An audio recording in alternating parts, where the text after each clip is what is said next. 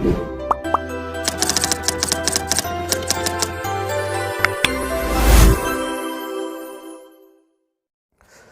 Hello നമസ്കാരം. Page 3 അക്കാദമിയുടെ പുതിയൊരു ക്ലാസ്സിലേക്ക് ഏവർക്കും സ്വാഗതം. ICDS സൂപ്പർവൈസർ 10th ലെവൽ എക്സാമിന് വേണ്ടിയിട്ടുള്ള ക്ലാസ്സുകളാണ് നമ്മളിപ്പോൾ തുടർച്ചയായിട്ട് എല്ലാ ദിവസവും തന്നുകൊണ്ടിരിക്കുന്നത്.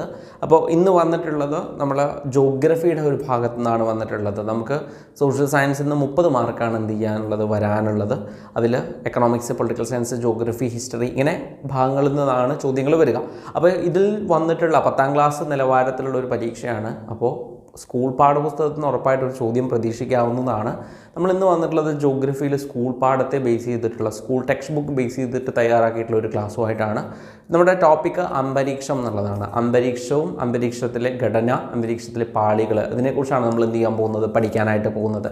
അപ്പോൾ ബേസ് ആയിട്ടുള്ളൊരു ക്ലാസ്സാണ്. 8ാം ക്ലാസ്സിലൊക്കെ ഉള്ളൊരു ഭാഗമാണ്. അപ്പോൾ നന്നായിട്ടൊന്ന് ശ്രദ്ധിച്ചാൽ നിങ്ങൾക്കിത് മനസ്സിലാകും. 1-2 തവണ എന്ത് ചെയ്യുക, ഒന്ന് കാണുക, ഒന്ന് ലെക്ചർ നോട്ട് എഴുതിയെടുക്കാനായിട്ട് ശ്രമിക്കുക. ഉറപ്പായിട്ട് നിങ്ങൾക്ക് ഇതിൽ നിന്ന് 1 മാർക്ക് കിട്ടാനുള്ള സാധ്യതയുണ്ട്. ഇത് എളുപ്പമായിട്ട് നമുക്ക് മനസ്സിലാക്കി വെക്കാനും പറ്റും. ഓക്കെ, ബേസ് ആയിട്ടുള്ള കാര്യങ്ങൾ മാത്രമേ നമ്മൾ എന്ത് ചെയ്യുന്നുള്ളൂ, പറയുന്നുള്ളൂ. സ്കൂൾ ടെക്സ്റ്റ് ബുക്കിലുള്ള കാര്യങ്ങളെ പറയുന്നുള്ളൂ. അപ്പോൾ ഒന്ന് ശ്രദ്ധ കൊടുത്താൽ 1 മാർക്ക് ഇവിടുന്ന് വരാം. അപ്പോൾ ഒരു ടോപ്പിക്ക് നമുക്ക് ഇവിടുന്ന് പഠിച്ചു തീർക്കാനും സാധിക്കും. അപ്പോൾ നമുക്ക് തുടങ്ങാം കേട്ടോ. അപ്പോൾ ചാനൽ ഇതുവരെ സബ്സ്ക്രൈബ് ചെയ്തിട്ടില്ലെങ്കിൽ തീർച്ചയായിട്ടും ഒന്ന് ചാനൽ സബ്സ്ക്രൈബ് ചെയ്യുക. 19-ാം തീയതി പേജ് 3 അക്കാദമിയുടെ ഒരു ക്ലാസ് സ്റ്റാർട്ട് ചെയ്യുന്നുണ്ട്. അതിൽ ജോയിൻ ചെയ്യാൻ താല്പര്യമുണ്ട് എന്നുണ്ടെങ്കിൽ ചുവടെ കാണുന്ന നമ്പറിലേക്ക് വിളിക്കാവുന്നതാണ്. അപ്പോൾ ക്ലാസ് തുടങ്ങുകയാണ്.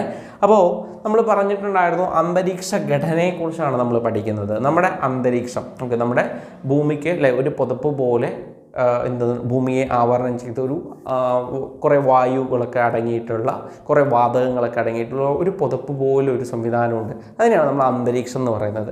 ആ അന്തരീക്ഷത്തെ അതിൻ്റെ ഉയരത്തിനനുസരിച്ച്, ഇവിടുന്ന് നമ്മൾ ഭൂവൽക്കത്തിൽ നിന്ന്, നമ്മുടെ ഭൂമിയുടെ ഉപരിതലത്തിൽ നിന്ന് മുകളിലോട്ട് പോകുന്നതിനനുസരിച്ച്, ആ ഉയരത്തിനനുസരിച്ചും അതുപോലെ തന്നെ ഇങ്ങനെ പോകുമ്പോൾ ഉണ്ടാകുന്ന താപം, നമ്മുടെ ചൂടിൻ്റെ വ്യത്യാസത്തിനനുസരിച്ചും നമ്മൾ അന്തരീക്ഷ മണ്ഡലങ്ങളായിട്ട് തിരിച്ചിട്ടുണ്ട്. അന്തരീക്ഷത്തെ വിവിധ മണ്ഡലങ്ങളായിട്ട്, വിവിധ പാളികളായിട്ട് എന്ത് ചെയ്തിട്ടുണ്ട്, തിരിച്ചിട്ടുണ്ട്. അപ്പോൾ ഞാൻ പറഞ്ഞത് ഇത്രയേ ഉള്ളൂ. വിവിധ ഉയരങ്ങളിലെ താപത്തിനനുസരിച്ച് അന്തരീക്ഷത്തെ വിവിധ മണ്ഡലങ്ങളായി തിരിച്ചിരിക്കുന്നു. ഇപ്പം ഞാൻ പറഞ്ഞത് എന്താണ്, സിമ്പിളാണ്. നമ്മുടെ ഭൂമി, അതിന് ചുറ്റും എന്തുണ്ട്, ഭൂമിയെ ആവരണം ചെയ്തുകൊണ്ട് ഒരു അന്തരീക്ഷ മണ്ഡലമുണ്ട്.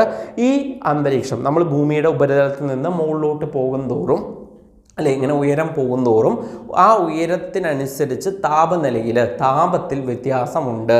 ആ വ്യത്യാസത്തിനനുസരിച്ച് അന്തരീക്ഷത്തെ എന്ത് ചെയ്യുന്നുണ്ട്, വിവിധ മണ്ഡലങ്ങളായിട്ട് തിരിക്കുന്നുണ്ട്. എന്തായിട്ട്? വിവിധ മണ്ഡലങ്ങളായിട്ട് തിരിക്കുന്നുണ്ട്. ആ അന്തരീക്ഷ മണ്ഡലങ്ങളെക്കുറിച്ചാണ് നമ്മൾ മെയിനായിട്ട് ഇവിടെ പഠിക്കാനായിട്ട് പോകുന്നത്. അപ്പോൾ പ്രധാന അന്തരീക്ഷ മണ്ഡലങ്ങൾ ഏതൊക്കെയാണ് എന്നൊരു ചോദ്യം വരാം.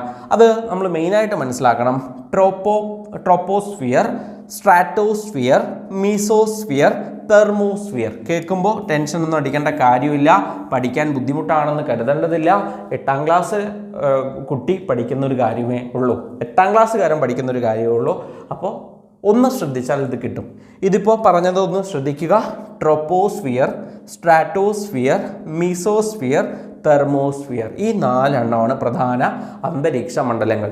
ഈ അന്തരീക്ഷ മണ്ഡലങ്ങളെ നമ്മൾ എന്തിൻ്റെ അടിസ്ഥാനത്തിലാണ് തിരിച്ചത് അല്ലേ? ഉയരത്തിനനുസരിച്ച്, വിവിധ ഉയരങ്ങൾക്കനുസരിച്ച്, വിവിധ ഉയരങ്ങളിലെ താപനിലയിലെ വ്യത്യാസത്തിനനുസരിച്ച് അന്തരീക്ഷത്തെ നമ്മളിങ്ങനെ 4 എണ്ണമായിട്ട് പ്രധാനമായിട്ട് തിരിക്കുന്നുണ്ട്. നമ്മളിതൊരു ചിത്രത്തിലേക്ക് മാറ്റിക്കഴിഞ്ഞാൽ നിങ്ങൾക്ക് കുറച്ചുകൂടി മനസ്സിലാക്കാനായിട്ട് പറ്റും. അപ്പോൾ നിങ്ങൾക്കിത് കാണാൻ കഴിയുന്നുണ്ട് എന്ന് കരുതുന്നു. അപ്പോൾ ട്രോപ്പോസ്ഫിയർ, സ്ട്രാറ്റോസ്ഫിയർ, മീസോസ്ഫിയർ, തെർമോസ്ഫിയർ. അപ്പോൾ നമ്മൾ നിൽക്കുന്നത് എവിടെയാണ്, നമ്മളിപ്പോൾ ജീവിക്കുന്നത് എവിടെയാണെന്ന് ചോദ്യം വന്നാൽ ട്രോപ്പോസ്ഫിയറിലാണ് എന്ന കാര്യമാണ് ഓർക്കേണ്ടത്. ട്രോപ്പോസ്ഫിയർ. അപ്പോൾ നമ്മൾ ട്രോപ്പോസ്ഫിയറിൻ്റെ മുകളിൽ സ്ട്രാറ്റോസ്ഫിയറിൻ്റെ മുകളിൽ മീസോസ്ഫിയർ, അതിൻ്റെ മുകളിൽ തെർമോസ്ഫിയർ. ഈ രീതിയിൽ തന്നെ നമ്മൾ എന്ത് ചെയ്യണം, പഠിച്ചു വെക്കണം. അപ്പോൾ ഇത് പഠിക്കാൻ എളുപ്പമാണ്. നമ്മൾ നിങ്ങൾക്ക് ഈ ചിത്രം കാണാൻ കഴിയുന്നുണ്ട്. അപ്പോൾ ഈ ചിത്രം നോക്കുക. ട്രോപ്പോസ്ഫിയറിന് മുകളിൽ സ്ട്രാറ്റോസ്ഫിയറിന് മുകളിൽ മീസോസ്ഫിയർ, അതിന് മുകളിൽ തെർമോസ്ഫിയർ. അപ്പോൾ നിങ്ങൾ ഇവിടെ മെയിനായിട്ട് മനസ്സിലാക്കേണ്ട കാര്യം, ഇതിനെ നമുക്ക് ടി എന്ന് എഴുതാം അല്ലേ? ഈ തെർമോസ്ഫിയറിനെ നമ്മൾ ടി എന്നാണ് എഴുതിയത്. ഇനി മീസോസ്ഫിയറിനെ നമ്മൾ എം എന്നെഴുതി. ഓക്കെ, ഈ സ്ട്രാറ്റോസ്ഫിയറിനെ നമ്മൾ എഴുതാൻ പോകുന്നത് OS എന്നാണ് കേട്ടോ. OS എന്നാണ് എഴുതുന്നത്. ശരിക്കും S എന്ന് എഴുതിയാൽ മതി, പക്ഷെ നമ്മളിവിടെ ഒരു O എന്ന് കൂടി എഴുതി വെക്കുന്നുണ്ട്. OS എന്നാണ് എഴുതുന്നത്. പിന്നെ നമ്മൾ നിൽക്കുന്ന നമ്മളൊക്കെയുള്ള ജീവജാലങ്ങളുള്ള നമ്മുടെ നമ്മളിപ്പോൾ അധിവസിക്കുന്നത് എവിടെ, അതേതാണ്, അത് ട്രോപ്പോസ്ഫിയർ. അത് വീണ്ടും T എന്ന് എഴുതി. അപ്പോൾ TMOST. അപ്പോൾ T മോസ്റ്റ് എന്ന് നമുക്ക് വായിക്കാം. T മോസ്റ്റ് എന്ന് നമുക്ക് വായിക്കാം. ഓക്കെ, T മോസ്റ്റ് എന്ന് വായിക്കാം. അപ്പോൾ T പറയുന്നത് തെർമോസ്ഫിയർ, M എന്ന് പറയുന്നത് മീസോസ്ഫിയർ, OS അതാണ് സ്ട്രാറ്റോസ്ഫിയർ, T എന്ന് പറയുന്നത് ട്രോപ്പോസ്ഫിയർ. ഈ O എന്താണ്, എവിടെ നിന്ന് വന്നു എന്നുള്ളത് ഞാൻ പറയുന്നുണ്ട്. അപ്പം നമ്മുടെ കോഡ് എന്താണ്? T മോസ്റ്റ് എന്നുള്ളതാണ് നമ്മുടെ കോഡ്. നിങ്ങൾക്ക് കിട്ടിയല്ലോ, ഞാൻ പറഞ്ഞ പോയിന്റ് കിട്ടിയിട്ടുണ്ടാവും. T മോസ്റ്റ് എന്നുള്ളതാണ് നമ്മുടെ എന്തെന്ന് പറയുന്നത്, കോഡ് എന്ന് പറയുന്നത്. അപ്പോൾ നമ്മൾ ഫസ്റ്റ് TM അല്ലേ, OS T. അപ്പോൾ ഇതെല്ലാം ഓരോ അന്തരീക്ഷ മണ്ഡലങ്ങളാണ് അല്ലേ. ഇത് നമ്മൾ ഓൾറെഡി പറഞ്ഞു, നമ്മളുള്ള മണ്ഡലം ഏതാണ്, ട്രോപ്പോസ്ഫിയർ ആണ്. അതിന് മുകളിൽ സ്ട്രാറ്റോസ്ഫിയർ ആണ്. ഇത് നമ്മളിപ്പോൾ കണക്കാക്കേണ്ടതില്ല. അതിന് മുകളിൽ മീസോസ്ഫിയർ, അതിന് മുകളിൽ തെർമോസ്ഫിയർ. അപ്പോൾ ഈ രണ്ട് T തമ്മിൽ മാറിപ്പോയില്ലേ നമുക്ക്? ചിലപ്പോൾ ഇത് നമ്മൾ കോഡായിട്ട് ഓർത്ത് വെക്കുകയാണ്. അപ്പോൾ ഈ മുകളിലത്തെ Tയും താഴത്തെ Tയും മാറിപ്പോയില്ലേ? അത് മാറിപ്പോവാതിരിക്കാൻ നമ്മളൊരു ചെറിയൊരു ട്രിക്ക് പ്രയോഗിക്കുന്നുണ്ട്. ഇതെന്താണ്? തെർമോസ്ഫിയർ എന്നുള്ളതാണ്. ഏതാണ് ഈ മുകളിലത്തെ T? ഏതാ? തെർമോസ്ഫിയർ. നമ്മൾ തെർമോകോൾ ആലോചിച്ച് വെക്കുക. തെർമോകോൾ വെള്ളത്തിലിട്ട് വെച്ച് കഴിഞ്ഞാൽ ഏറ്റവും മുകളിൽ പൊങ്ങിക്കിടക്കുമല്ലോ. അപ്പോൾ അങ്ങനെ ആലോചിച്ചാൽ മതി. അപ്പോൾ തെർമോസ്ഫിയർ ഏറ്റവും മുകളിൽ, ഏറ്റവും താഴത്ത് ട്രോപ്പോസ്ഫിയർ ആണ്. അപ്പോൾ മാറിപ്പോവില്ല. മുകളിലത്തെ തെർമോകോൾ എന്ന് ഓർത്ത് വയ്ക്കുക. തെർമോസ്ഫിയർ അഥവാ തെർമോകോൾ, അങ്ങനെ ആലോചിച്ച് വയ്ക്കുക. ഓർക്കാൻ വേണ്ടിയിട്ട് മാത്രമാണ്. അപ്പോൾ ഇത് തെർമോകോള്. തെർമോകോളിൻ്റെ താഴെയാണ് മീസോസ്ഫിയർ, അതിൻ്റെ താഴെയാണ് സ്ട്രാറ്റോസ്ഫിയർ, അതിൻ്റെ താഴെയാണ് നമ്മളുള്ള ട്രോപ്പോസ്ഫിയർ. അപ്പോൾ ഇനി മാറിപ്പോകുമോ? അപ്പോൾ ചോദ്യം ഇതാണ് അല്ലേ, നമ്മൾ TMOST ഇതിനകത്ത് നമ്മളുള്ളത് ഏതിലാണെന്ന് വെച്ച് കഴിഞ്ഞാൽ നമ്മൾ ഏറ്റവും മുകളിലാണോ താഴെയാണോ അല്ലേ?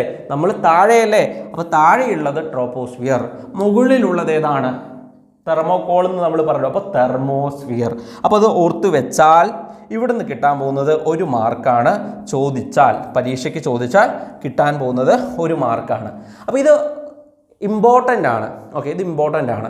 ഇതിനകത്ത് നമ്മൾ ഓരോരോ കാര്യങ്ങളും പറയുന്നുണ്ട്. അതിനു വേണ്ടിയിട്ട് നമ്മൾ ഇതിനെ ഒന്ന് വലുതായിട്ട് സൂം ചെയ്യുകയാണ്. അപ്പോൾ ആദ്യം നമുക്ക് പഠിക്കാനുള്ളത് നമ്മൾ അധിവസിക്കുന്ന മനുഷ്യനുള്ള മറ്റ് ജീവജാലങ്ങളുള്ള എന്താണ് നമ്മുടെ ഉപരിതലം, ഭൂമിയുടെ ഉപരിതലത്തോട് ചേർന്നിട്ടുള്ള അല്ലേ ആ ഒരു അന്തരീക്ഷ മണ്ഡലത്തെക്കുറിച്ച് പഠിക്കാം. അതേതായിരുന്നു നമ്മൾ പഠിച്ചിട്ടുണ്ട്. ഏറ്റവും മുകളിൽ തെർമോസ്ഫിയർ ആണെങ്കിൽ ഏറ്റവും താഴെ ട്രോപ്പോസ്ഫിയർ ആണ്. അപ്പം നമ്മളുള്ള ട്രോപ്പോസ്ഫിയർ, ആ ട്രോപ്പോസ്ഫിയറിനെ എടുത്ത് നോക്കിക്കഴിഞ്ഞാൽ ഇത് ട്രോപ്പോസ്ഫിയർ കാണാൻ കഴിയും. ഈ ട്രോപ്പോസ്ഫിയറിലാണ് എന്ത് കാണാൻ പറ്റുക? മലകളും കുന്നും അല്ലേ, എല്ലാം ഉണ്ടാവും. ഇവിടെ മല കാണാൻ കഴിയുന്നുണ്ട്, കുന്ന് കാര്യങ്ങളൊക്കെ ഉണ്ട്. ഈ ഒരു ട്രോപ്പോസ്ഫിയറിനകത്താണ് ഇവിടെ എന്തെല്ലാം കാര്യങ്ങൾ നടക്കുമെന്ന് ചോദിക്കും. ശരിക്കും പറഞ്ഞാൽ ഭൂമിയോട് ചേർന്ന് സ്ഥിതി ചെയ്യുന്ന അന്തരീക്ഷ മണ്ഡലം ഏതാണ് എന്നൊരു ചോദ്യമാണ്. ഭൂമിയോട് ചേർന്ന് സ്ഥിതി ചെയ്യുന്ന അന്തരീക്ഷ മണ്ഡലം, അതൊരു ചോദ്യമാണ്. നോട്ട് ചെയ്ത് വെക്കണം. അതേതാണ്? ചോദ്യം ഇതാണ്, ഭൂമിയോട് ചേർന്ന് സ്ഥിതി ചെയ്യുന്ന അന്തരീക്ഷ മണ്ഡലം ഏത്? അങ്ങനെ ഒരു ചോദ്യം വന്നു കഴിഞ്ഞാൽ അങ്ങനെ ഒരു ചോദ്യം വന്നാൽ ഉത്തരം എന്താണ്? ട്രോപ്പോസ്ഫിയർ എന്നുള്ളതാണ്. എന്താ ചോദ്യം? ഭൂമിയോട് ചേർന്ന് സ്ഥിതി ചെയ്യുന്ന അന്തരീക്ഷ മണ്ഡലം ട്രോപ്പോസ്ഫിയർ. ഇനി ഇത് ഏകദേശം ഒരു 13 കിലോമീറ്റർ നീളമാണ് ഈ ട്രോപ്പോസ്ഫിയറിൻ്റെ ഹൈറ്റ് എന്ന് പറയുന്നത്. 13 കിലോമീറ്റർ വരെ ട്രോപ്പോസ്ഫിയർ ആണ്. ഓക്കെ, നമ്മളുള്ള ട്രോപ്പോസ്ഫിയർ ഭൂമിയോട് ചേർന്ന് സ്ഥിതി ചെയ്യുന്ന ഈ അന്തരീക്ഷ മണ്ഡലത്തിൻ്റെ ഏകദേശ ഉയരം എന്ന് പറയുന്നത് എത്രയാണ്? 13 കിലോമീറ്റർ ആണ്. ഭൂമിയോട് ചേർന്ന് സ്ഥിതി ചെയ്യുന്നു അല്ലേ. ആ 2 കാര്യങ്ങൾ നമ്മൾ പറഞ്ഞു. ഇവിടെയാണ് കണ്ടോ മേഘങ്ങൾ കാണാൻ കഴിയുന്നത്. അപ്പോൾ മേഘരൂപീകരണം പോലുള്ള, മഴ പോലുള്ള, മഞ്ഞ് പോലുള്ള, കാറ്റ് പോലുള്ള ഇതിനെയൊക്കെ നമ്മൾ എന്തെന്ന് പറയും? അന്തരീക്ഷ പ്രതിഭാസങ്ങൾ. മഴ, മഞ്ഞ്, കാറ്റ്, മേഘങ്ങളുടെ രൂപീകരണം, ഇടിമിന്നൽ, ഇങ്ങനെയുള്ള അന്തരീക്ഷ പ്രതിഭാസങ്ങൾ സംഭവിക്കുന്നത് എവിടെയാണ് അല്ലേ? നമ്മുടെ അന്തരീക്ഷ മണ്ഡലത്തിലാണ്. നമ്മളുള്ളത് ഏത് മണ്ഡലത്തിലാണ്? ഭൂമിയോട് ചേർന്നുള്ള ഏകദേശം 13 കിലോമീറ്റർ മാത്രം ഉയരമുള്ള നമ്മുടെ മണ്ഡലത്തിൽ. ഇത് 13 കിലോമീറ്റർ ആണെന്ന് പറഞ്ഞു. പക്ഷേ ഈ അന്തരീക്ഷ മണ്ഡലം എവിടെ എത്തുമ്പോൾ നമ്മുടെ ഭൂമധ്യരേഖ എന്ന് പറയുന്ന ഭാഗത്ത്, ഭൂമിയുടെ ഭൂമധ്യരേഖാ പ്രദേശത്ത് ചൂട് കൂടുതലായിരിക്കും. അവിടെ മാത്രം ഇതിൻ്റെ ഉയരം 18 കിലോമീറ്റർ ആയിരിക്കും. അതെന്തുകൊണ്ടാണ് ഈ മറ്റുള്ളവിടെ നിന്ന് 13ഉം അവിടെ മാത്രം 18 കിലോമീറ്റർ ആവുന്നു എന്ന് ചോദിച്ചു കഴിഞ്ഞാൽ, ഇത് അല്ലേ വായുവാണല്ലോ, അന്തരീക്ഷം എന്ന് പറയുന്നത് വായുവാണല്ലോ. ഈ വായു ചൂട് കൂടുമ്പോൾ എന്താവും? ഉയർന്നു പൊങ്ങും.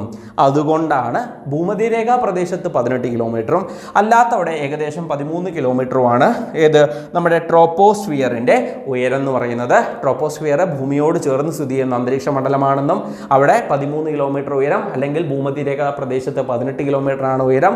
ഇവിടെയാണ് അന്തരീക്ഷ പ്രതിഭാസങ്ങളായ മഴ, അല്ലെ, മഞ്ഞ്, ഇടിമിന്നൽ, അല്ലെ, അതുപോലെ തന്നെ എന്ത് കാറ്റ്, ഇങ്ങനെയുള്ള കാര്യങ്ങളൊക്കെ ഉണ്ടാകുന്നത് എവിടെ? ട്രോപ്പോസ്ഫിയറിലാണ്. ആദ്യത്തെ നമ്മുടെ ഭാഗത്തുള്ള കാര്യങ്ങളാണ്. ഇനി ഇവിടെ മെയിനായിട്ടും വരാൻ പോകുന്നൊരു ചോദ്യമുണ്ട്.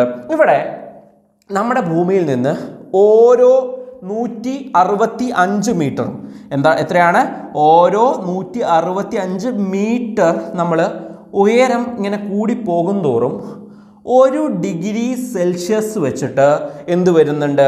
1 ഡിഗ്രി സെൽഷ്യസ് എന്ന തോതിൽ താപം കുറഞ്ഞു വരും. മനസ്സിലായോ? ഇത് ഭയങ്കര ഇമ്പോർട്ടൻ്റ് ആയിട്ടുള്ള ചോദ്യമാണ്, വരാൻ സാധ്യതയുള്ള ചോദ്യമാണ്. നമ്മുടെ 10ാം ക്ലാസ് നിലവാരമുള്ള പരീക്ഷയാണെങ്കിലും 8ാം ക്ലാസ്സിൽ പഠിക്കുന്ന കാര്യങ്ങളാണിത്. അതുകൊണ്ട് നമുക്കിത് വരും. അപ്പോൾ വലിയ പാടൊന്നുമില്ല. ഞാൻ പറഞ്ഞത് ഇത്രയേ ഉള്ളൂ. ഓരോ 165 മീറ്റർ ഉയരം കൂടുന്തോറും 1 ഡിഗ്രി സെൽഷ്യസ് വെച്ചിട്ട് താപം എന്ത് ചെയ്യുന്നുണ്ട്? ഇവിടെ കുറഞ്ഞു വരുന്നുണ്ട്. അപ്പോൾ ഇങ്ങനെ കുറഞ്ഞു വരുന്നത് കൊണ്ട് ഇതിനെ നമ്മൾ ക്രമമായ താപനഷ്ട നിരക്ക് എന്നാണ് പറയുന്നത്. ക്രമമായ താപനഷ്ട നിരക്ക്. അപ്പോൾ ഏത് മണ്ഡലത്തിലാണ്, ഏത് അന്തരീക്ഷ മണ്ഡലത്തിലാണ് ക്രമമായ താപനഷ്ട നിരക്ക് അനുഭവപ്പെടുന്നത് എന്ന് ചോദിച്ചാൽ ഉത്തരം ട്രോപ്പോസ്ഫിയറിലാണ്. ട്രോപ്പോസ്ഫിയറിലാണ് ക്രമമായ താപനഷ്ട നിരക്ക് അനുഭവപ്പെടുന്നത്. എന്താണ് ക്രമമായ താപനഷ്ട നിരക്ക്? ഓരോ 165 മീറ്റർ, ഇപ്പോൾ ഒരു 160, ഇപ്പോൾ ഞാനൊരു എക്സാമ്പിൾ ഇവിടെ ചുമ്മാ വരയ്ക്കാം. ഇതിപ്പോൾ ഒരു 165 മീറ്റർ ഉയരത്തിൽ നമ്മളിങ്ങനെ 165 മീറ്റർ ആണ്. 165 മീറ്റർ ഉയരം നമ്മളിങ്ങനെ കയറിപ്പോയി കഴിഞ്ഞാൽ, അല്ലെ, ഉയരത്തിൽ പോയി കഴിഞ്ഞാൽ നമുക്ക് ഇവിടെ 1 ഡിഗ്രി സെൽഷ്യസ് എന്ന രീതിയിൽ 1 ഡിഗ്രി സെൽഷ്യസ് എന്ന രീതിയിൽ എന്ത് കുറയും? താപം കുറയും. അപ്പോൾ ഞാൻ പറഞ്ഞു വന്നത് ഇവിടെ ക്രമമായ താപനഷ്ട നിരക്ക് അനുഭവപ്പെടുന്നു എന്നാണ് ഞാനിവിടെ പറഞ്ഞു വന്നത്. എന്താണ്? ഓരോ 165 മീറ്റർ ഉയരം കൂടുന്തോറും നമ്മൾക്ക് ഇവിടെ എന്ത് സംഭവിക്കുന്നുണ്ട്? അത്രേ, ഇവിടെ 1 ഡിഗ്രി സെൽഷ്യസ് വെച്ചിട്ട് താപം കുറഞ്ഞു വരുന്നു. അതിനെ നമ്മൾ ക്രമമായ താപനഷ്ട നിരക്ക് അഥവാ നോർമൽ ലാപ്സ് റേറ്റ് എന്നാണ് പറയുന്നത്. അത് ഇമ്പോർട്ടൻ്റ് ആയിട്ടുള്ളൊരു കാര്യമാണ്. അത് ഇമ്പോർട്ടൻ്റ് ആണ്.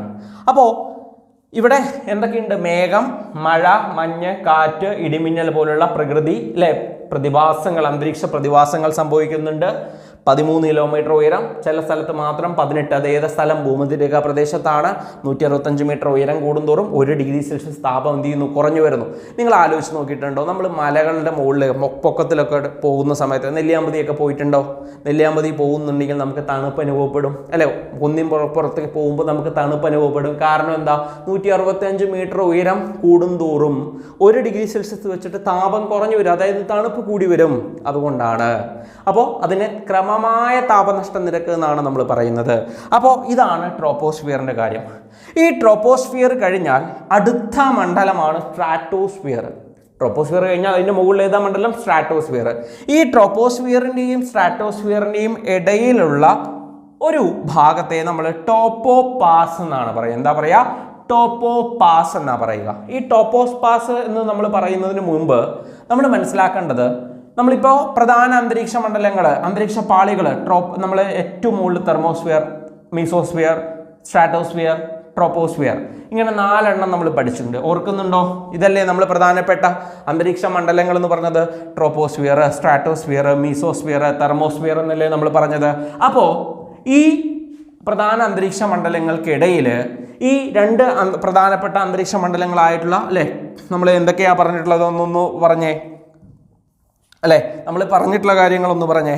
യെസ്, ഇവിടെ ഏറ്റവും മുകളിൽ തെർമോകോൾ അല്ലേ, തെർമോസ്ഫിയർ, പിന്നെ മീസോസ്ഫിയർ, അല്ലേ, പിന്നെ OS നമ്മൾ ഒപ്പം എഴുതാൻ പറഞ്ഞു, പിന്നെ എന്തുണ്ട്? T ഉണ്ട്, അല്ലേ.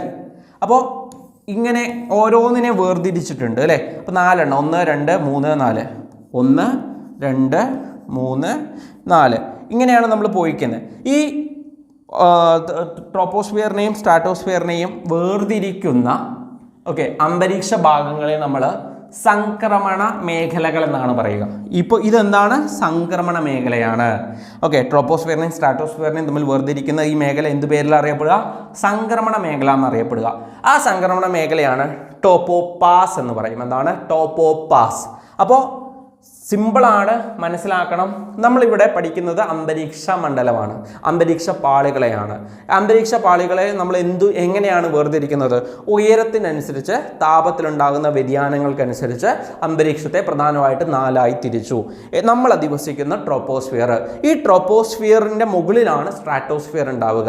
ഈ ട്രോപ്പോസ്ഫിയറിനെയും സ്ട്രാറ്റോസ്ഫിയറിനെയും തമ്മിൽ വേർതിരിക്കുന്ന ഭാഗത്തെ നമ്മൾ സംക്രമണ മേഖല എന്നാണ് പറയുക. അതിനൊരു പേരുണ്ട്, അതാണ് ടോപ്പോപാസ്.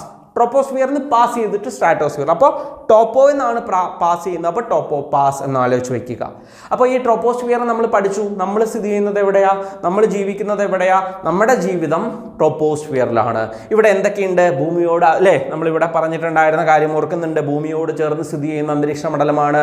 ഏകദേശം 13 കിലോമീറ്റർ ഉയരമുണ്ട്, ചിലപ്പോൾ 18 ആകും. അതെപ്പോൾ മാത്രം? ഭൂമധ്യരേഖാ പ്രദേശത്ത്. പിന്നെ നമ്മൾ പറഞ്ഞു അന്തരീക്ഷ പ്രതിഭാസങ്ങളായ കാറ്റ്, മഴ, മേഘങ്ങളുടെ രൂപീകരണം, ഇടിമിന്നൽ പോലുള്ള കാര്യങ്ങളൊക്കെ സംഭവിക്കുന്നത് ഇവിടെയാണ്. അങ്ങനെ കാര്യങ്ങൾ പറഞ്ഞു. പിന്നെ 165 മീറ്റർ ഉയരം കൂടുമ്പോൾ 1 ഡിഗ്രി സെൽഷ്യസ് വെച്ച് താപം എന്ത് ചെയ്യും? കുറഞ്ഞു വരും. അത് ക്രമമായി വരുന്നു അല്ലേ? എന്തായി ക്രമം? 165 മീറ്റർ ഉയരം കൂടുമ്പോൾ 1 ഡിഗ്രി സെൽഷ്യസ് കുറഞ്ഞു. പിന്നെ 165 കൂടിയാൽ 1 ഡിഗ്രി സെൽഷ്യസ് താപം കുറയും. അപ്പോൾ അതിനെയാണ് നമ്മൾ ക്രമമായ താപനഷ്ട നിരക്ക് എന്ന് പറയുന്നത്. അപ്പോൾ ക്രമമായ താപനഷ്ട നിരക്ക് അനുഭവപ്പെടുന്ന അല്ലേ, സ്ട്രാറ്റോസ്ഫിയറിന് താഴെ ഭൂമിയോട് ചേർന്ന് 13 കിലോമീറ്റർ ഏകദേശം ഉയരമുള്ള, അത് നമ്മളൊക്കെ അധിവസിക്കുന്ന, മഴയുണ്ടാകുന്ന, മേഘമുണ്ടാകുന്ന, മഞ്ഞുണ്ടാകുന്ന, ഇടിമിന്നൽ ഉണ്ടാകുന്ന അല്ലേ ഭാഗം ഏതാ? ട്രോപ്പോസ്ഫിയർ. നമ്മൾ ട്രോപ്പോസ്ഫിയർ 2 T ഉണ്ട്. ഏറ്റവും മുകളിലത്തെ T ഏതാ? തെർമോകോൾ. ആലോചിക്കുക. അപ്പോൾ തെർമോസ്ഫിയർ, താഴത്തെ ട്രോപ്പോസ്ഫിയർ നമ്മുടെ. കിട്ടിയില്ലേ? അപ്പോൾ അതാണ് ഇവിടെ പറഞ്ഞു വന്നത്. അപ്പോൾ ട്രോപ്പോസ്ഫിയറിൻ്റെ കേസ് പറയുകയാണെങ്കിൽ ഈ സംക്രമണ മേഖലയാണ് ടോപ്പോപാസ് എന്നാണ് നമ്മൾ പറയുക. എന്താണ് സംക്രമണ മേഖല? 2 അന്തരീക്ഷ മണ്ഡലങ്ങൾ തമ്മിലുള്ള ഇടയിലുള്ള ഭാഗത്തെയാണ് സംക്രമണ മേഖല എന്ന് പറയാം. നമ്മളിവിടെ എഴുതി വെച്ചതൊന്ന് വായിച്ചേ. പ്രധാന അന്തരീക്ഷ മണ്ഡലങ്ങളെ തമ്മിൽ വേർതിരിക്കുന്ന അന്തരീക്ഷ ഭാഗങ്ങളെ നമ്മൾ എന്തെന്ന് പറയും? സംക്രമണ മേഖല എന്ന് പറയും. ഇവിടുത്തെ സംക്രമണ മേഖലയാണ് ടോപ്പോപാസ്. ഏതാണ്? ടോപ്പോപാസ്. കേട്ടില്ലേ? ടോപ്പോപാസ്. അപ്പോൾ ട്രോപ്പോസ്ഫിയറും സ്ട്രാറ്റോസ്ഫിയറിന്റെ ഇടയിൽ ടോപ്പോപാസ്, ഇതിൻ്റെ മുകളിലാണ്. അപ്പോൾ അതുകൊണ്ട് ട്രോപ്പോപാസ്. ഇനി നമ്മൾ നോക്കാൻ പോകുന്നത് അതിന് മുകളിലുള്ള സ്ട്രാറ്റോസ്ഫിയറിനെ കുറിച്ചാണ്. നമ്മൾ പഠിക്കുന്ന സമയത്ത് ഒരു കാര്യം പറഞ്ഞിട്ടുണ്ടായിരുന്നു. നമ്മുടെ ഈ ഒരു T കഴിഞ്ഞു അല്ലേ, T മോസ്റ്റ് മുകളിൽ നിന്ന് താഴോട്ടാണ് നമ്മൾ പറഞ്ഞത്. പക്ഷെ നമ്മൾ പഠിക്കുമ്പോൾ ഇവിടുന്ന് മുകളിലോട്ടാണ് പോകുന്നത്. ഈ സ്ട്രാറ്റോസ്ഫിയറിൻ്റെ കേസിൽ ഏറ്റവും ഇമ്പോർട്ടൻ്റ് ആയിട്ട് വരുന്നത് ഈ O ഉണ്ടല്ലോ, ഈ Oനെ നമ്മൾ O3 എന്ന് പറയും. ഈ 3 എന്തുകൊണ്ടാണെന്ന് വെച്ചാൽ കെമിസ്ട്രി പഠിച്ചവർക്കൊക്കെ അറിയുന്നവർക്കൊക്കെ അറിയാൻ പറ്റും. ഓസോൺ ആണ് ഉദ്ദേശിക്കുന്നത്. 3 ഓക്സിജൻ ആറ്റങ്ങൾ ചേർന്ന ഓസോൺ. ഓസോൺ എന്ന് കേട്ടിട്ടുണ്ടാവും. സെപ്റ്റംബർ 16 ഓസോൺ ദിനം എന്നൊക്കെ കേട്ടിട്ടുണ്ടാവും. അതെന്താണ് ഓസോൺ എന്ന് ചോദിച്ചു കഴിഞ്ഞാൽ, നമ്മുടെ സൂര്യനിൽ നിന്ന് നമ്മുടെ ഭൂമിയിലേക്ക് അൾട്രാ വയലറ്റ് കിരണങ്ങൾ UV റേസ് വരാറുണ്ട്, അതിൽ വന്നുകൊണ്ടിരിക്കുന്നുണ്ട്. അത് ശരിക്കും പറഞ്ഞാൽ നമുക്കും ജീവജാലങ്ങൾക്കും എല്ലാം ദോഷം ചെയ്യുന്നതാണ്. അത് തട്ടിക്കഴിഞ്ഞാൽ നമുക്ക് തീർച്ചയായിട്ടും പ്രശ്നങ്ങളുണ്ടാവും. ആരോഗ്യ പ്രശ്നങ്ങൾ, ക്യാൻസർ പോലുള്ള കാര്യങ്ങൾ വരെ വരും. അപ്പോൾ അത് ഭൂമിയിലേക്ക് എത്താതെ തടഞ്ഞു നിർത്തുന്ന ഒരു പാളിയാണ് ഓസോൺ എന്ന് പറയുന്നത്. ഈ ഓസോൺ സ്ഥിതി ചെയ്യുന്നത് എവിടെയാണത്രേ? ഓസോൺ സ്ഥിതി ചെയ്യുന്നത് സ്ട്രാറ്റോസ്ഫിയറിലാണ്. അപ്പോൾ ഇതൊരു ചോദ്യമാണ്. എന്താണ് ആ ചോദ്യം? ചോദ്യം ഏതാ? വളരെ ഇമ്പോർട്ടൻ്റ് ആയിട്ടുള്ള ചോദ്യമാണ്. ഇവിടെ നമ്മൾ TMO എന്ന് എഴുതിയിട്ടുണ്ട് അല്ലേ, അതിൻ്റെ ഒപ്പമാണ് S എഴുതിയത്. ഈ O എന്ന് പറഞ്ഞാൽ 3 ആണ്, പിന്നെ T ആണ്. നമ്മൾ ഇത് കഴിഞ്ഞ് ഇനി ഈ സ്ട്രാറ്റോസ്ഫിയറിലാണ് ഓസോൺ ഉള്ളത്. അതിനാണ് ഞാൻ ഇതൊക്കെ പറഞ്ഞു വന്നത്. അപ്പോൾ O3 എവിടെ? ഓസോണുമായി ബന്ധപ്പെട്ടിട്ടുള്ള കാര്യം. ഇവിടെ എന്തെല്ലാം കാര്യങ്ങളുണ്ട് എന്ന് ചോദിച്ചു കഴിഞ്ഞാൽ, നമ്മുടെ ടോപ്പോപാസ് മുതൽ ഏകദേശം ഒരു 50 കിലോമീറ്റർ വരെ, എത്ര കിലോമീറ്റർ ആണ്? 50 കിലോമീറ്റർ വരെ ഉയരത്തിൽ വ്യാപിച്ചു കിടക്കുന്ന ആളാണ് സ്ട്രാറ്റോസ്ഫിയർ എന്ന് പറയുന്നത്. ഈ സ്ട്രാറ്റോസ്ഫിയറുമായി ബന്ധപ്പെട്ട് നമ്മൾ പറയേണ്ട ഒരു കാര്യം എന്താണെന്ന് വെച്ച് കഴിഞ്ഞാൽ, ഇവിടെ നമ്മൾ എന്തുണ്ടത്രേ? ഓസോൺ പാളിയുണ്ട്. ഈ ഓസോൺ പാളി എന്ത് ചെയ്യും? ഭൂമിയിലേക്ക് വരുന്ന അല്ലെ, സൂര്യനിൽ നിന്ന് ഭൂമിയിലേക്ക് വരുന്ന അൾട്രാ വയലറ്റ് കിരണങ്ങളെ വരാതെ തടഞ്ഞു നിർത്തുന്ന, നമ്മളെ ഭൂമിയെ സംരക്ഷിക്കുന്ന ഒന്നാണ് ഓസോൺ. അപ്പോൾ ഓസോൺ പാളി സ്ഥിതി ചെയ്യുന്ന അന്തരീക്ഷ മണ്ഡലം ഏതെന്ന് ചോദിച്ചാൽ സ്ട്രാറ്റോസ്ഫിയർ. മഴ, മേഘങ്ങളുടെ രൂപീകരണം, ഇടിമിന്നൽ, കാറ്റ്, ഇതുപോലുള്ള അന്തരീക്ഷ പ്രതിഭാസങ്ങൾ ഉണ്ടാകുന്ന അന്തരീക്ഷ മണ്ഡലം ഏതെന്ന് ചോദിച്ചാൽ അത് ട്രോപ്പോസ്ഫിയർ. ഭൂമിയോട് ചേർന്നിരിക്കുന്നത് ട്രോപ്പോസ്ഫിയർ. ടോപ്പോ പാസ് മുതൽ മുകളിലോട്ട് 50 കിലോമീറ്റർ വരെയുള്ളത് സ്ട്രാറ്റോസ്ഫിയർ. അവിടെയാണ് ഓസോൺ പാളി എന്നാണ് നമ്മൾ പറഞ്ഞത്. അപ്പോൾ ഓസോൺ പാളി സ്ഥിതി ചെയ്യുന്ന അന്തരീക്ഷ മണ്ഡലം ഏതാണ് എന്ന് ചോദിക്കും. അതുമാത്രമല്ല, ഇതിലാണ് ജെറ്റ് വിമാനങ്ങൾക്ക്, ഈ സ്ട്രാറ്റോസ്ഫിയറിൻ്റെ ഭാഗത്തുകൂടിയാണ് ജെറ്റ് വിമാനങ്ങൾക്ക് പോകാൻ പറ്റുന്ന ഭാഗം. ജെറ്റ് വിമാനങ്ങൾക്ക് പോകാൻ കഴിയുന്നത് തെളിഞ്ഞ അന്തരീക്ഷം ഉള്ളത് കൊണ്ട് തന്നെ അവിടെ വായു അറകൾ, എയർ പോക്കറ്റ് ഒന്നും ഇല്ലാത്തത് കൊണ്ട് ജെറ്റ് വിമാനങ്ങൾക്ക് പോകാൻ പറ്റിയത് ഏതിലാണെന്ന് ചോദിച്ചു കഴിഞ്ഞാൽ അത് സ്ട്രാറ്റോസ്ഫിയറിലാണ് എന്ന കാര്യം ഓർത്ത് വെക്കണം. അതുപോലെ നമ്മൾ ട്രോപ്പോസ്ഫിയർ പഠിച്ച സമയത്ത് ഓരോ 165 മീറ്റർ ഉയരം കൂടുന്തോറും 1 ഡിഗ്രി സെൽഷ്യസ് വെച്ച് കുറഞ്ഞു. അതുകൊണ്ട് നമ്മൾ ക്രമമായ താപനഷ്ട നിരക്ക് എന്ന് പറഞ്ഞു. എന്നാൽ സ്ട്രാറ്റോസ്ഫിയറിൽ താപത്തിന് വലിയ മാറ്റമൊന്നും ഉണ്ടാകുന്നില്ല. അതായത് ഇവിടുന്ന് നമുക്ക് മുകളിലോട്ട് പോകുന്നതനുസരിച്ച് താപനിലയിൽ മാറ്റം അനുഭവപ്പെടില്ല. അതുകൊണ്ട് അല്ലേ, ഉയരം കൂടുന്നതിനനുസരിച്ച് താപനിലയിൽ മാറ്റമൊന്നും ഇല്ലാത്തത് കൊണ്ട് സമതാപ മേഖല എന്നാണ് തന്നെ പറയാം. എന്താണ് സമതാപ മേഖല? സ്ട്രാറ്റോസ്ഫിയർ സമതാപ മേഖലയാണ്. എളുപ്പമാണ്. സ്ട്രാറ്റോസ്ഫിയർ സായല്ലേ തുടങ്ങുന്നത്, സമതാപ മേഖല. ട്രോപ്പോസ്ഫിയർ എന്ന് പറയുമ്പോൾ ക്രമമായ താപനഷ്ട നിരക്ക്, സ്ട്രാറ്റോസ്ഫിയർ സമതാപ മേഖല. ഇതാണ് നമ്മൾ ഇന്ന് പഠിക്കുന്നത്. അപ്പോൾ നമ്മൾ മൊത്തത്തിൽ പഠിക്കുന്നത് ഈ ഒരു 4 എണ്ണം ആണെന്നുണ്ടെങ്കിലും ട്രോപ്പോസ്ഫിയർ, സ്ട്രാറ്റോസ്ഫിയർ, മീസോസ്ഫിയർ, തെർമോസ്ഫിയർ, അതിൽ നമ്മൾ കോഡ് പ്രകാരം TM അല്ലേ OST ടീമോസ്റ്റ് എന്നാണ് നമ്മൾ പഠിക്കുന്നത്. ഇതെങ്ങനെ കൂട്ടി വായിക്കുക അല്ലേ? TMOST, ഇതാണ് ടീമോസ്റ്റ്. ഇത് നമുക്ക് പഠിക്കണം. ഇതിങ്ങനെ പഠിക്കുന്ന സമയത്ത് ഈ ട്രോപ്പോസ്ഫിയറിൻ്റെ ഭാഗത്ത് മഴ, മേഘങ്ങളുടെ രൂപീകരണം, കാറ്റ്, ഇടിമിന്നൽ പോലുള്ള അന്തരീക്ഷ പ്രതിഭാസങ്ങൾ. ഭൂമിയിൽ നിന്ന് 13 കിലോമീറ്റർ ഉയരെ, ഭൂമധ്യരേഖ പ്രദേശത്ത് 18 കിലോമീറ്റർ ആണ്. 165 മീറ്റർ ഉയരം കൂടുന്തോറും അല്ലേ 1 ഡിഗ്രി സെൽഷ്യസ് താപം കുറഞ്ഞു വരും. അതുകൊണ്ട് ക്രമമായ താപനഷ്ട നിരക്ക് എന്നാണ് ഇത് അറിയപ്പെടുന്നത്. അതിന് മുകളിൽ നമ്മൾ എന്ത് പറഞ്ഞു?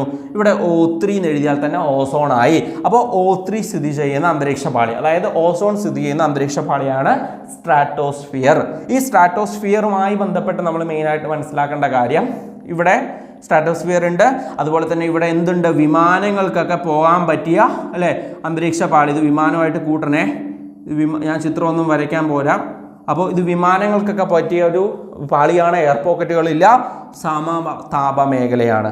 ഇത് ക്രമമായ താപനഷ്ട നിരക്ക്, ഇത് സമതാപ മേഖല. ഇത് രണ്ടെണ്ണമാണ് നമ്മൾ പഠിച്ചത്. നമ്മൾ അടുത്ത ക്ലാസ്സിൽ എന്ത് പഠിക്കും?